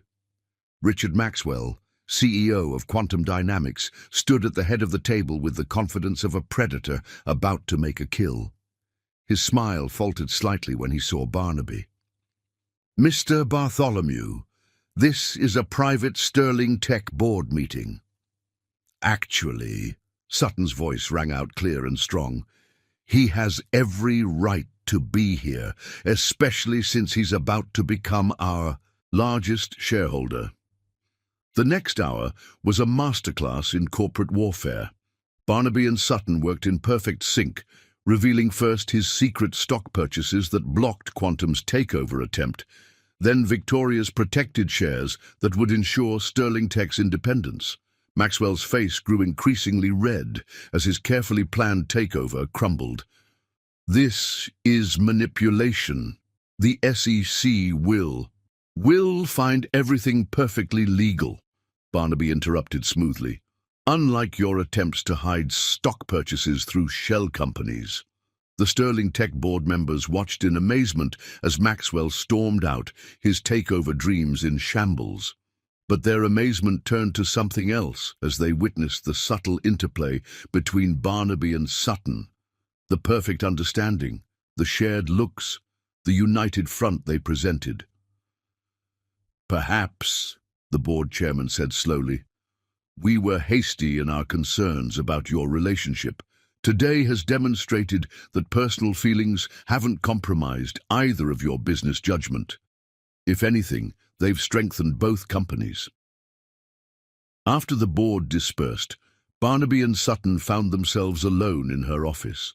The rain had finally stopped, and rays of sunlight broke through the clouds, painting the room in warm light. "You risked everything," she said softly. "Your reputation, your stockholders' trust." "No," he corrected, moving closer. "I risked everything when I let you walk away. Today I just proved what I've known all along, that loving you makes me stronger, not weaker." Sutton's professional facade cracked. In 2 steps, she was in his arms, their lips meeting in a kiss that spoke of 2 weeks of longing, of fear transformed into hope, of love stronger than corporate politics. When they finally parted, both breathing heavily, she smiled through her tears. "Victoria would be proud, you know, of both of us." "She knew what she was doing," Barnaby murmured, holding her close. "Setting up those shares, bringing us together. She knew we'd be stronger together than apart." "No more distance," Sutton asked, her hands fisting in his suit jacket. "No more hiding," he promised. "Let them talk. We'll show them that true partnership, in business and in love, is unbeatable." The chapter ends as they stand together at her office window, watching the sun break fully through the storm clouds. The choice Barnaby had made wasn't just about saving Sterling Tech. It was about proving that love didn't weaken business judgment but strengthened it, that sometimes the greatest risk was not taking one at all. In Victoria's journal, still sitting on Barnaby's desk 40 floors away, an entry seemed particularly pertinent. "True love, like true innovation, doesn't follow conventional wisdom. It breaks boundaries, challenges assumptions, and creates something stronger than the sum of its parts." As they stood together, watching their city gleam in the post-storm sunlight, both knew that they had crossed a threshold. The choice to fight for their love, to refuse to let society's expectations dictate their happiness, had transformed their relationship from a perceived weakness into their greatest strength. The merger of their hearts, like the merger of their companies, would create something extraordinary, just as Victoria had always known it would. Chapter 8. Trust Fall. The news of Barnaby's secret stock purchases broke on a stormy Thursday morning. Someone inside Bartholomew Industries had leaked the detailed records of his trading activities to the Financial Times, complete with timestamps and transaction amounts. The headline blazed across every financial news outlet: Bartholomew's secret moves to control Sterling Tech revealed. Sutton was in her brownstone's home office when her phone exploded with notifications. Her heart stopped as she read the article's implications, that Barnaby had been secretly plotting to take control of her company all along, using their romantic relationship as a smokescreen for a hostile takeover. Rain pounded against her windows as she tried calling him, but his line went straight to voicemail. Her hands trembled as she scrolled through the breaking news coverage, each headline worse than the last. The stock purchases that had seemed so heroic yesterday were being painted as manipulative and calculating. The intercom buzzed, her security team announcing Barnaby's arrival. She found him on her doorstep, drenched from the rain, his usually immaculate appearance disheveled. His eyes held a desperate intensity she had never seen before. "Sutton, I can explain everything." She stepped back, letting him into the warmth of her home. Water dripped from his coat onto the marble floor as they stood in her foyer, the tension between them electric but uncertain. "Then explain," she said softly, fighting the urge to brush his wet hair from his forehead. "Make me understand why the world thinks you've been plotting to steal my company." Barnaby ran a hand through his rain-soaked hair, his vulnerability showing through his usual composed facade. "The purchases were to protect you from quantum dynamics, yes. But the timing, someone's twisted it to make it look like I've been planning this for months." He pulled out his phone, showing her the original transaction records. "Look at the dates. Everything was done in the last 72 hours after we learned about Quantum's moves. But the leaked documents show transactions going back 6 months. Sutton's analytical mind kicked in as she studied the records. The discrepancy was clear. Someone had deliberately altered the timestamps to make Barnaby's protective actions look like a long-term scheme. "Who would do this?" she whispered. "Who had access to these records?" Before Barnaby could answer, both their phones buzzed with breaking news alerts. Someone had leaked their private emails to the press, conversations from the early days of merger negotiations that, taken out of context, seemed to suggest their entire relationship had been strategically planned. Sutton sank onto her leather couch, the weight of implications crushing down on her. "They're trying to destroy us, not just professionally, but personally." Barnaby knelt before her, taking her hands in his. "Look at me, Sutton. Everything between us has been real. Every moment, every touch, every word." She met his eyes, seeing the truth there, but her voice trembled. "I know that, but the world can think what it wants," he said fiercely. "We know our truth." A crack of thunder punctuated his words as the storm intensified outside. Sutton stood, moving to her rain-streaked windows. "Do we? Sometimes I wonder if we've been fooling ourselves, thinking we could have both, love and power, personal happiness and professional success." Barnaby came up behind her, his presence warm and solid. "We can have both. We will have both. But first we need to find out who's trying to tear us apart." As if on cue, Sutton's phone rang. Miranda, Barnaby's executive assistant. "Ms. Nola, you need to turn on CNBC now." The television flickered to life, revealing Richard Maxwell, CEO of Quantum Dynamics, being interviewed live. His calculated smile sent chills down Sutton's spine. "The evidence speaks for itself," he was saying smoothly. "Barnaby Bartholomew has orchestrated the most elaborate corporate seduction in history. The question is, did Ms. Nola know she was being played, or was she just another pawn in his game?" Barnaby's hands clenched into fists. "That snake! He's behind this. The leaked documents, the altered timestamps. He's trying to force a regulatory investigation that would freeze both our companies. Sutton turned to face him, her mind racing. If the SEC investigates, the merger would be delayed indefinitely. Sterling Tech's stock would plummet, making us vulnerable to a real hostile takeover, Barnaby finished. Maxwell's playing a long game. Their eyes met, years of business instincts clicking into place. Without words, they moved in perfect sync, Sutton to her secure computer, Barnaby to his phone. They had built empires separately. Together they were unstoppable. The next hours passed in a blur of activity. They worked side by side in Sutton's home office, tracking down the source of the leaks, compiling evidence of Maxwell's manipulation. The storm raged outside, but inside, their focused energy created its own kind of electricity. "Here," Sutton said suddenly, pointing to her screen. "The metadata on the leaked emails. They've been altered, but there's a digital signature." Barnaby leaned close, his chest pressing against her back as he studied the code. His proximity sent shivers down her spine, despite the crisis they were handling. "That's Maxwell's chief technical officer's signature. He was sloppy." "No." Sutton turned in her chair, her face inches from his. "He was arrogant. They never expected us to work together to fight this. They thought their lies would drive us apart." The intensity of the moment caught them both. Despite the chaos swirling around them, despite the threats to everything they'd built, the connection between them remained unshakable.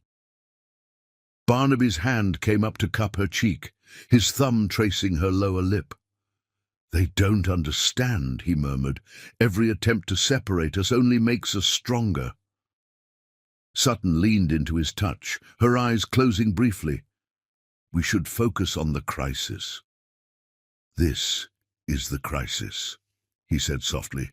"Trusting each other completely, absolutely, when the whole world is telling us not to. That's what will save us." She opened her eyes, seeing the truth of his words reflected in his gaze. "I do trust you," she whispered, "with my heart, with my company, with everything." The kiss that followed was different from their others. Not passionate or desperate, but deep and affirming, a renewal of faith in each other. When they parted, both knew what they had to do. Working through the night, they built their counterattack. Every piece of evidence Maxwell had leaked was meticulously analyzed, its manipulation exposed. Victoria's journal provided additional proof of the long-term vision for their company's cooperation, not as a hostile takeover, but as a partnership built on innovation and trust. As dawn approached, they were ready. Sutton stood in her living room watching the sky lighten over Manhattan. Barnaby came up behind her, wrapping his arms around her waist. "Are you sure about this?" he asked softly. "Going public with everything, including Victoria's journal, our relationship, all of it?" She turned in his embrace, reaching up to straighten his tie. Somewhere during the night, he had shed his wet coat and jacket, rolled up his sleeves. She loved him like this, slightly disheveled, completely focused, utterly hers. "I'm sure," she said firmly. "No more hiding, remember? We show them what real partnership looks like, in business and in love." The press conference was scheduled for 9 a.m.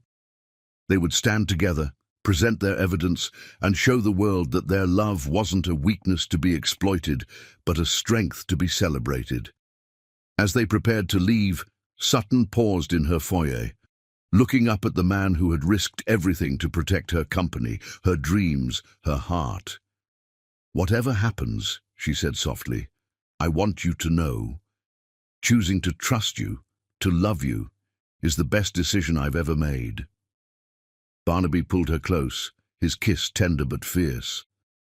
"We're about to show Maxwell and everyone else what happens when they try to come between us." The chapter ends as they step out into the morning light together, hands clasped, ready to face whatever comes. The fall they had taken, believing in each other when all evidence seemed to point to betrayal. had only made their bond stronger. As their car pulled away from the brownstone, both knew that this crisis had given them something precious, absolute certainty in each other's love and loyalty. Victoria's final journal entry, which they would soon share with the world, seemed written for this very moment. True love, like true innovation, thrives under pressure. It doesn't break in the face of challenges. It transforms them into opportunities for growth, for deeper connection, for triumph. Chapter 9. Scandal. The morning after their press conference, the business world was still reeling from Barnaby and Sutton's united stand against quantum dynamics manipulation. Their evidence had been irrefutable, their presentation flawless. Maxwell's scheme to drive them apart had backfired spectacularly, instead showcasing the strength of their partnership. But Thomas Henderson, a former board member of Bartholomew Industries with a long-standing grudge, had been watching the coverage with calculating eyes. In his Manhattan penthouse, he made a call to a contact at TMZ, offering them something that would shake both companies to their core. Barnaby was in his office reviewing merger documents when Miranda burst in, her face pale. "Sir, you need to see this immediately." The photos splashed across entertainment websites were devastating in their implications. Expertly doctored images showed Barnaby and Sutton in intimate encounters dated during his marriage to Victoria, complete with falsified timestamps and locations. The suggestion was clear: their relationship hadn't begun during the merger talks. According to these fabricated photos, they had been having an affair for years, even while Victoria was alive. His phone rang, Sutton's private line. "Turn on CNN," she said without preamble, her voice tight with controlled emotion. Henderson was being interviewed live, his rehearsed sincerity making Barnaby's blood boil. "I couldn't stay silent any longer," he was saying. "Victoria Bartholomew was not only my colleague but my friend. To see her memory dishonored like this." Barnaby's hands clenched into fists. "That snake. He's still bitter about being forced off the board 3 years ago." "This is different." Sutton's voice was steady, but he could hear the strain. "He's not just attacking our companies, he's attacking Victoria's memory, making it seem like we betrayed her." "Where are you?" "At the Sterling Tech office. The press is camped outside." "Stay there. I'm coming to you." Despite his security team's protests, Barnaby drove himself to Sterling Tech, taking back routes to avoid the media circus. The photos were spreading like wildfire across social media, each site adding its own sensational spin to the story. He found Sutton in her private office, standing at her window wall with ramrod-straight posture that betrayed her tension. She wore a deep purple suit that made her skin glow, but her face showed the strain of the morning's events. "They're saying I seduced you while she was dying," Sutton said without turning around, "that I used her mentorship to get close to you, that everything, the merger, our relationship, all of it, was built on betrayal." Barnaby crossed the room in 3 strides, turning her to face him. "No one who knew Victoria would believe that, and we can prove the photos are fake." "Can we?" Her eyes met his, filled with worry. "Henderson was on the board then. His word carries weight." "His word carries bitterness," Barnaby corrected, "and we have something he doesn't know about." From his briefcase, he pulled out a small leather-bound book, different from Victoria's business journal. "Her personal diary. I've never shown it to anyone, not even you, but now—" Sutton's hands trembled as she took the diary. Inside, Victoria's private thoughts painted a picture completely at odds with Henderson's accusations. She wrote about her hopes for Sutton's future, her pride in watching her protégé grow into a powerhouse, and most importantly, she wrote about her wish that someday, after she was gone, Barnaby might find happiness again with someone who could match his passion for innovation and life. "She knew she was dying," Barnaby said softly, watching Sutton read. "She never told anyone, but she spent her final months trying to ensure both our happinesses. Tears fell onto the diary's pages as Sutton read Victoria's last entry. I see such possibility in them both. Separate, they're extraordinary. Together they could change the world. I only hope they find their way to each other when the time is right. We have to release this, Sutton said, looking up at him. It's the only way to fight Henderson's lies. Barnaby nodded, though sharing Victoria's private thoughts felt like another loss. We'll hold a press conference. Show the world the truth about her blessing.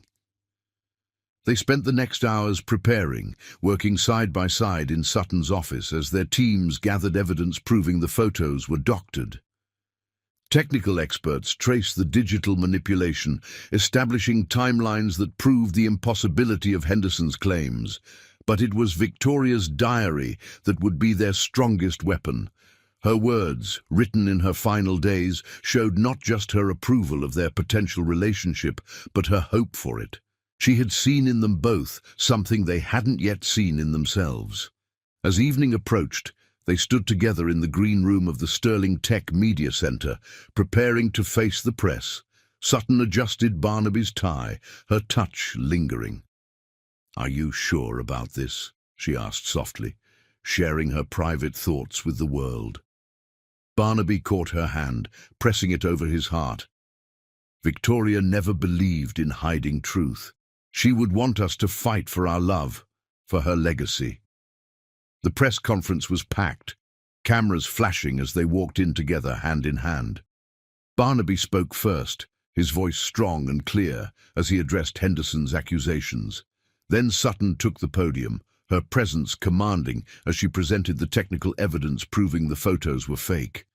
Finally, together, they shared Victoria's diary. Barnaby read the entries about Sutton, his voice thick with emotion as Victoria's words described her growing admiration for the young innovator. Sutton read the passages about Victoria's hopes for their future, tears flowing freely as she shared the blessing their love had received before it even began. The media was silent as they finished reading, the power of Victoria's words hanging in the air. Then questions erupted, but with a different tone than before. The story was shifting from scandal to romance, from betrayal to destiny. Later that night in Barnaby's penthouse, they sat together on his balcony, looking out over the city lights. Victoria's diary lay between them, its pages now shared with the world, but its essence still intimately theirs. "She would be proud," Sutton said softly, leaning into his embrace. "Not just of us fighting for the truth, but of us fighting for each other." Barnaby pressed a kiss to her temple, breathing in the familiar jasmine scent of her perfume.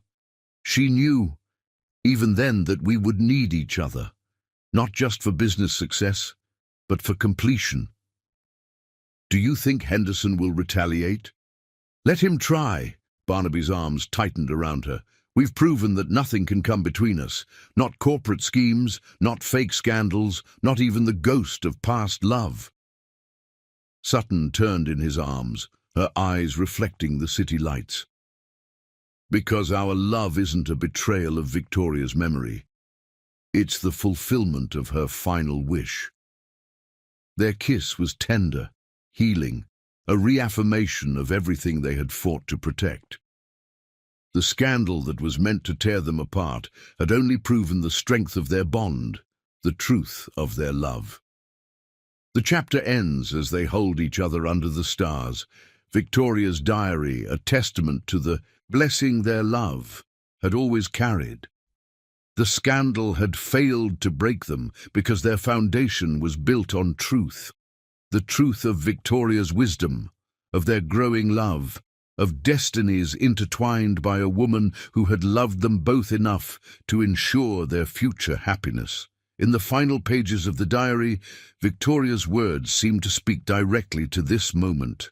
Love, when it's real, doesn't need to hide from truth. It stands in the light, faces every storm, and emerges stronger. Barnaby and Sutton will face their challenges, but together they'll create something beautiful. A love story written in innovation, trust, and the courage to believe in second chances. Chapter 10. Revelation. The renovation of Victoria's old office at Bartholomew Industries wasn't supposed to be emotional. After 5 years, it was time to modernize the space while preserving its essence. But as workers carefully removed the old mahogany panels, they discovered something unexpected, a hidden wall safe that hadn't been included in any building plans. Barnaby stood in the doorway, memories washing over him as he watched the safe being opened. The room still held traces of Victoria's presence, the way morning light streamed through the windows at just the right angle, the subtle scent of roses that seemed embedded in the walls themselves. When the safe finally opened, it revealed a collection of sealed envelopes, each marked with specific dates and names. 2 caught his eye immediately. One addressed to him, another to Sutton, both dated for after you find each other. His hands trembled slightly as he lifted the letters. Victoria's handwriting was strong and clear, written before illness had weakened her. He immediately called Sutton. "Can you come to the tower? There's something you need to see." She must have heard something in his voice, because she replied without hesitation, "I'm on my way." While waiting, Barnaby sat in Victoria's old leather chair, the letters heavy in his hands. The office renovation continued around him, but he barely noticed the workers carefully removing old fixtures and preparing for updates. Sutton arrived wearing a gold silk blouse that caught the morning light, making her skin glow like burnished bronze. She stopped in the doorway, taking in the partially dismantled office and Barnaby's expression. "What is it?" Wordlessly, he held up the letters. Sutton's eyes widened as she recognized Victoria's handwriting. She crossed the room slowly, as if drawn by an invisible force. "When did you find these?" "Just now, behind the old panels." He gestured to the open safe. "There are more, but these were meant for us. Together." Sutton sank into the chair opposite him, emotion playing across her face. After everything they'd been through, the merger negotiations, their growing love, the scandals and vindication, Victoria still had one last message for them. "Should we read them here?" she asked softly. Barnaby stood, offering his hand. "Number I know somewhere better." They took his private elevator to the rooftop garden, a space Victoria had designed herself, filled with roses and quiet corners for contemplation. The Manhattan skyline spread out around them, but the garden felt like a world apart, peaceful and intimate. They sat together on a marble bench, the letters between them. By mutual, unspoken agreement, they decided to read their individual letters first, sharing this moment but allowing each other privacy for Victoria's personal messages. Barnaby opened his envelope carefully, preserving her seal. The pages inside were filled with Victoria's elegant script. "My dearest Barnaby, if you're reading this, then everything I hope for has begun to unfold. You've met Sutton, truly met her, not just as a business connection, but as the extraordinary woman she is. I've watched both of you from different angles of life, seeing in each what the other needs. You're probably wondering if I orchestrated everything, the merger, your meeting, your growing feelings. The truth is both simpler and more complex. I saw the possibility of you, of what you could mean to each other, but love can't be orchestrated. It can only be given room to grow. What I did orchestrate was the chance, the investments in sterling tech, the subtle connections I built between your worlds. Those were my gifts to you both. But what you've done with those chances, the love you've found, that's entirely your own creation. I know you, my love. I know you've probably struggled with guilt, with feeling disloyal to my memory. Don't. The greatest gift you could give me is to find happiness again, to love deeply and without reservation. Sutton has the strength to match you, the brilliance to challenge you, and the heart to love you as completely as you deserve. Build something extraordinary together, not just in business, but in life. Let my memory be a blessing to your love, not a shadow over it. I've loved you completely, and now I give you my complete blessing to love again, forever in your heart, Victoria. Tears fell onto the paper as Barnaby read, his heart full of gratitude for the remarkable woman who had loved him enough to ensure his future happiness. Beside him, Sutton was similarly moved as she read her letter. My dearest Sutton, from the first day you walked into my office at MIT, brilliant and determined, I knew you were special, not just for your incredible mind or your innovative spirit, but for your heart, that beautiful, fierce heart that refuses to accept limitations. I've watched you grow from promising student to powerful CEO, and my pride in you has grown with every step. But I've also seen the loneliness that comes with being extraordinary, the weight of carrying dreams too big for others to understand. That's why I know you and Barnaby will find each other. You're both forces of nature, brilliant, driven, and carrying the same capacity for deep love that makes you vulnerable even as it makes you strong. Don't let fear hold you back from this love. Don't let the world's expectations or your own doubts stand in the way of what could be the most beautiful partnership either of you has known. I'm entrusting you with not just my company's legacy, but with Barnaby's heart. Love him completely, challenge him constantly, and build a future that would have been impossible for either of you alone. You've made me proud in business.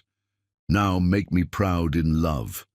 With all my faith in you, Victoria. When they finished reading their individual letters, they turned to the third envelope, marked for them both. Together they opened it, their hands touching as they unfolded the pages. My dearest ones, if you're reading this together, then my deepest wishes have come true. You've found each other, moved past the barriers of business and society, and recognized the extraordinary possibility that lies between you. I'm writing this in my final days, when seeing clearly becomes both harder and easier. Harder because time is short, easier because what truly matters becomes crystal clear.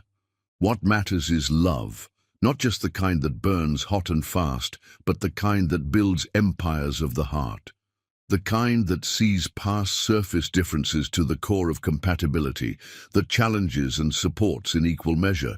You two are my greatest legacy, not the companies, not the innovations, but the potential for joy you can bring to each other's lives. Barnaby, you'll find in Sutton the intellectual, equal and emotional complement you need. Sutton, you'll find in Barnaby the partner strong enough to support your dreams while having dreams of his own. Together, you'll create something extraordinary. The merger of your companies is just the beginning. The true merger will be of your hearts, your visions, your lives. Don't waste time questioning whether this was fate or manipulation. Love, when it's real, transcends its beginnings. What matters is not how you found each other, but what you choose to build together. I give you my complete blessing, my absolute joy in your happiness. Let my memory be a foundation for your love, not a barrier to it. Build your empire of innovation. Create your legacy of love. Make each other as happy as you've both made me. With all my love and blessing, Victoria. As they finished reading the final letter, Sutton and Barnaby turned to each other, tears streaming down both their faces. Without words, they came together, holding each other as the full weight of Victoria's final gift washed over them. She knew, Sutton whispered against his chest. All along, she knew we'd need each other. Barnaby's arms tightened around her. She knew we'd complete each other, in business and in love. When their lips met, it was a kiss of revelation, deep with understanding, rich with blessing, and full of promise for the future Victoria had seen for them.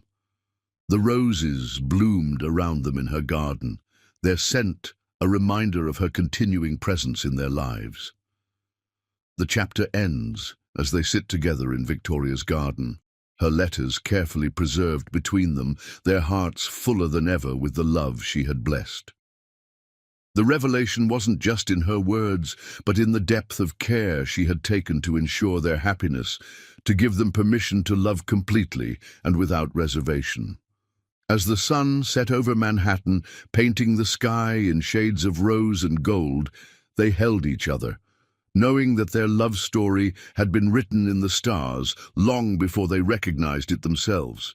Victoria's final gift hadn't been the letters themselves, but the freedom to love without guilt, to build their future with her blessing as their foundation.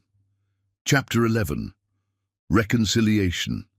The private gardens of the Brooklyn Botanical Garden had been Victoria's favorite retreat.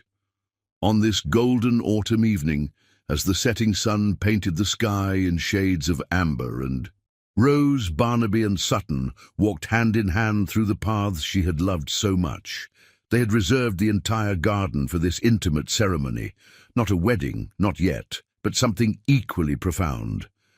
Sutton wore a flowing dress of deep purple silk that caught the evening light, making her skin glow like burnished gold. Her locks were crowned with tiny white roses, Victoria's favorite flowers. Barnaby was elegant in a charcoal suit, but had foregone his usual tie, the informality matching the personal nature of this moment. They had spent the week since finding Victoria's letters, planning this private tribute. No press, no business associates, no corporate formality, just the two of them, Victoria's memory and the love that had bloomed from her final gift. This was her favorite spot, Barnaby said softly as they reached a secluded alcove surrounded by climbing roses. A marble bench sat beneath an arbor, exactly as Victoria had described it in her journals. She would come here to think, to plan, to dream. Sutton squeezed his hand, feeling the emotion in his voice. She told me about this place once, said it was where she felt closest to the truth of things. They sat together on the bench, Victoria's letters carefully preserved in a handcrafted leather portfolio between them. The evening air was sweet with the scent of roses, a gentle breeze carrying whispers of memory and promise. "Should we read them again?" Sutton asked, her fingers tracing the embossed initials on the portfolio, VB intertwined with their own. Barnaby nodded, his arms sliding around her waist as she opened the portfolio. Together they read Victoria's words again, but this time not in silence. They took turns reading aloud, sharing the impact of each passage, letting their voices give new life to her final messages. When Sutton read the part about being entrusted with Barnaby's heart, her voice caught with emotion. His hand tightened on her waist, pulling her closer. "She was right about you," he murmured, "about your strength, your brilliance, your capacity for love." Sutton turned to face him, her eyes shining with tears and starlight. "She was right about us, about how we'd need each other, complete each other." As the sun sank lower, casting long shadows through the garden, they shared their own letters, ones they had written to Victoria in response to her final messages. Barnaby went first, his deep voice rough with emotion. "Dearest Victoria, your final gift to us was more than blessing. It was freedom. Freedom to love without guilt, to build something new without forgetting what came before. You saw in Sutton what I needed before I knew I needed it. A partner who challenges me, inspires me, and loves me with the same fierce dedication you showed. I promise to honor your vision for us both. To love Sutton completely, to support her dreams while pursuing our shared vision, to build the kind of partnership you always believed was possible. Your memory isn't a shadow over our love. It's the foundation that helped bring us together.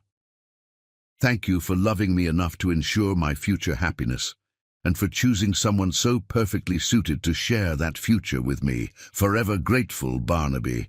Sutton wiped tears from her cheeks before reading her own letter. "My dear Victoria, you were more than a mentor. You were a visionary who saw possibilities I couldn't imagine for myself. Your faith in my abilities gave me the courage to build sterling tech, but your insight into my heart gave me something even more precious, the courage to love Barnaby.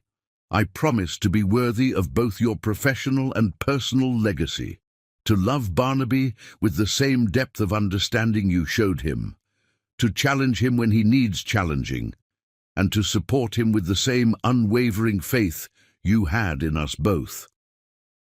Thank you for seeing what we could mean to each other and for giving us the gift of your blessing to discover it ourselves. With eternal gratitude, Sutton. As twilight deepened around them, they performed their private ceremony. They placed their letters in crystal vases on either side of the bench, along with white roses and sprigs of lavender, Victoria's signature scent. Then, standing before the arbor where she had spent so many hours dreaming of their future, they shared their promises to each other. Barnaby took both Sutton's hands in his blue eyes intense in the fading light. Under these roses, in this place that Victoria loved, I promise to love you completely and without reservation, to build our future together while honoring the past that brought us here, to cherish every moment of the gift she saw possible between us. Tears slipped down Sutton's cheeks as she responded, "In this garden of memories and new beginnings, I promise to love you with all the passion and dedication Victoria knew I possessed, to be your partner in all things, in business, in innovation, in life, to create something extraordinary together, just as she dreamed we would." Their kiss was gentle but profound, blessed by the setting sun and the memory of the remarkable woman who had seen their love's possibility. As darkness fell, tiny lights twinkled to life throughout the garden, another surprise Barnaby had arranged, transforming the space into a magical realm of starlight and shadows. They danced together beneath the stars, no music needed beyond the beating of their hearts. The portfolio containing Victoria's letters rested on the bench, a testament to the past's blessing on their future. "I want to be married here," Sutton said softly as they swayed together, "in this garden, surrounded by her roses and her memory." Barnaby's arms tightened around her. "In the spring," he agreed. "When the roses are in full bloom, she would love that." As if in response to his words, a warm breeze swept through the garden, carrying the sweet scent of roses. They both smiled, feeling Victoria's presence in the perfect moment.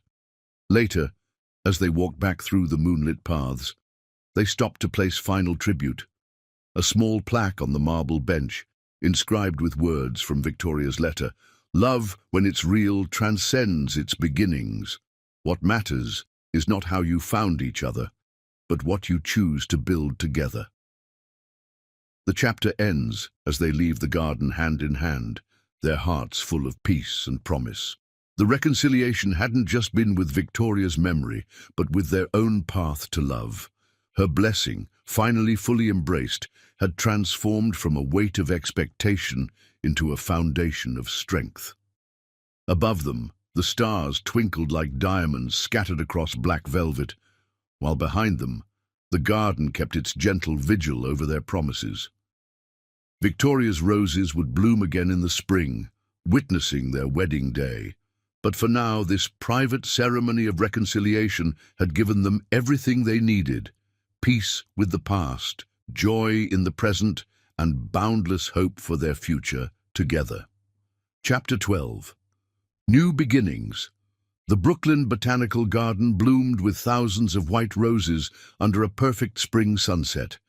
Victoria's favorite garden had been transformed into an enchanted paradise, with crystal chandeliers suspended from ancient tree branches and soft lights twinkling like earthbound stars. The scent of roses mingled with jasmine on the warm evening breeze.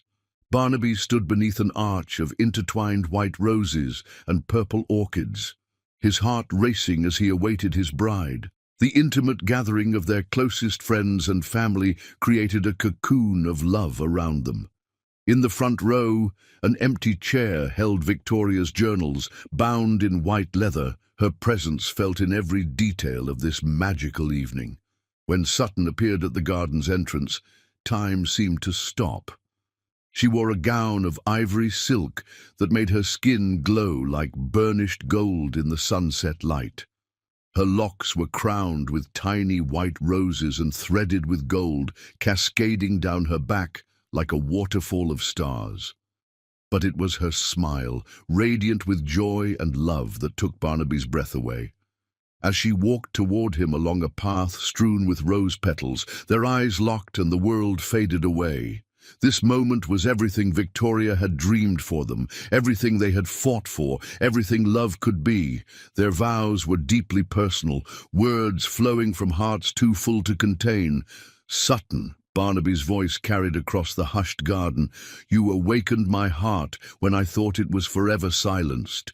Your brilliant mind challenges me, your fierce spirit inspires me, and your beautiful soul completes me. I promise to love you with the same passion we bring to innovation, the same dedication we give to our dreams, and the same fearlessness that brought us together. You are my partner in all things, in business, in life, in love." Tears sparkled in Sutton's eyes as she responded, "Barnaby, you showed me that true partnership means being stronger together than apart.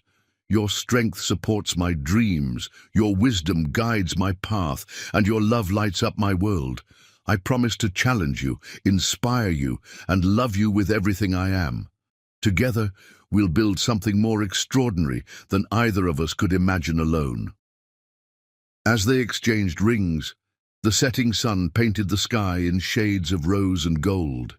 Victoria's sapphire gleamed on Sutton's finger alongside her new wedding band, past and present united in perfect harmony. Their first kiss as husband and wife was met with joyful applause, but they were lost in their own world. As they parted, a warm breeze swept through the garden, carrying the scent of roses, Victoria's final blessing on their union. The celebration moved to a crystal pavilion in the heart of the garden, where they danced beneath the stars to Moon River, Victoria's favorite song. Barnaby held Sutton close, marveling at how perfectly they fit together. "Happy," he murmured against her temple. "Beyond words," she replied, lifting her face for another kiss. "Victoria would have loved this." "She did love this," he smiled. "She saw it before we did. The power of our love, the beauty of our partnership, the magic of our future together." As the night deepened, they slipped away to a private corner of the garden. Moonlight silvered the roses around them as Barnaby pulled his new wife into his arms. "I have something for you," he said softly, presenting her with an antique key. Sutton's eyes widened as she recognized it. The key to Victoria's private garden atop Bartholomew Tower. "But you've never given anyone access." "It's yours now," he whispered. "Our special place, blessed by her memory, ready for our future." Their kiss was tender yet passionate, full of promises and dreams. Above them, stars twinkled like diamonds scattered across black velvet, while behind them, Victoria's roses kept their gentle vigil.